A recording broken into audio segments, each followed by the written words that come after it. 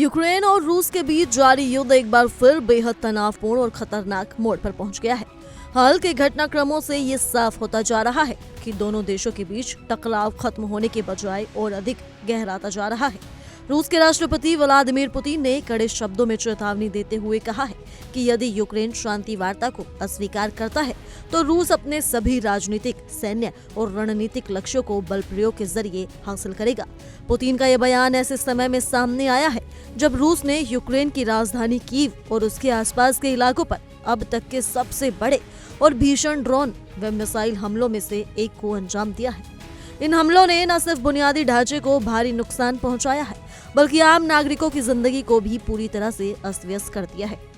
रूसी हमलों के दौरान कीव और आसपास के क्षेत्रों में करीब 10 घंटे तक लगातार धमाकों की आवाजें गूंजती रहीं।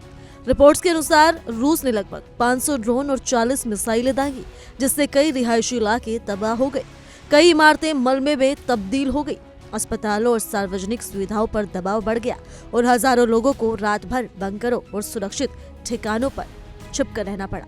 इन हमलों में कम से कम एक व्यक्ति की मौत की पुष्टि हुई है, जबकि करीब 27 लोग घायल हुए हैं, जिनमें महिलाएं और बच्चे भी शामिल हैं।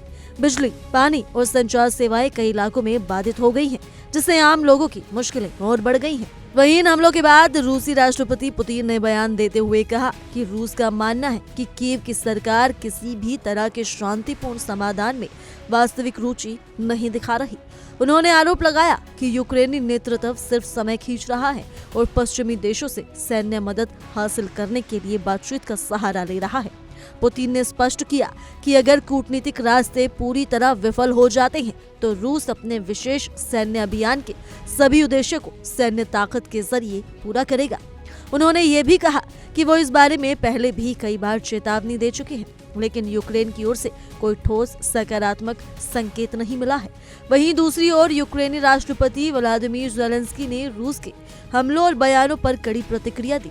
ज़ेलेंस्की ने कहा कि कीव पर हुए ताज़ा हमले ये साफ दिखाते हैं कि रूस का मकसद युद्ध खत्म करना नहीं, बल्कि उसे और लंबा खींचना है। उन्होंने कहा कि फरवरी 2022 में शुरू हुआ युद्ध पूरी तरह से रूस की आक्रामक और विस्तारवादी नीति का परिणाम है।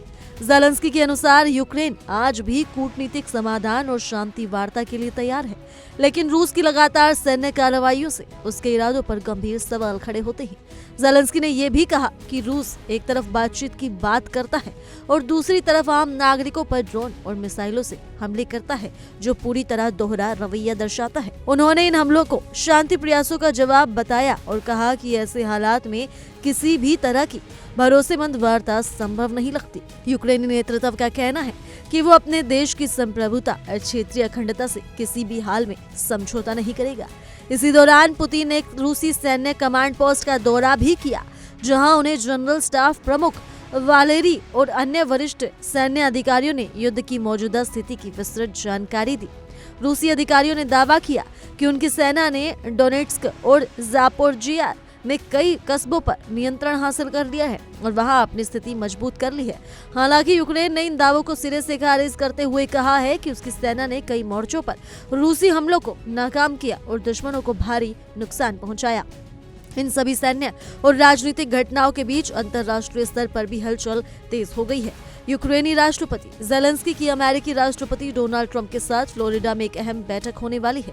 इस बैठक को बेहद महत्वपूर्ण माना जा रहा है, क्योंकि इसमें यूक्रेन की सुरक्षा गारंटी, भविष्य की सैन्य और आर्थिक सहायता तथा क्षेत्रीय विवादों जैसे संवेदनशील मुद्दों पर चर्चा होने की उम्मीद है। ज़ेलेंस्की इस बैठक के जरिए अमेरिका से और मजबूत समर्थन की उम्मीद लगाए बैठे हैं। वहीं कनाडा के प्रधानमंत्री मार्क कार्नी ने भी रूसी हमलों की कड़ी निंदा की है।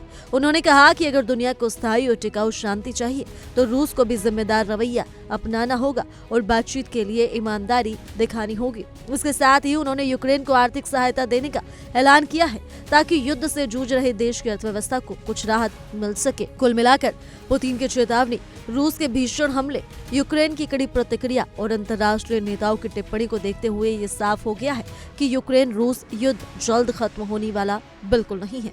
हालात दिन ब दिन और ज्यादा जटिल, खतरनाक और अनिश्चित होती जा रही हैं, जिससे न सिर्फ इन दोनों देशों बल्कि पूरी दुनिया की चिंता बढ़ती जा रही है।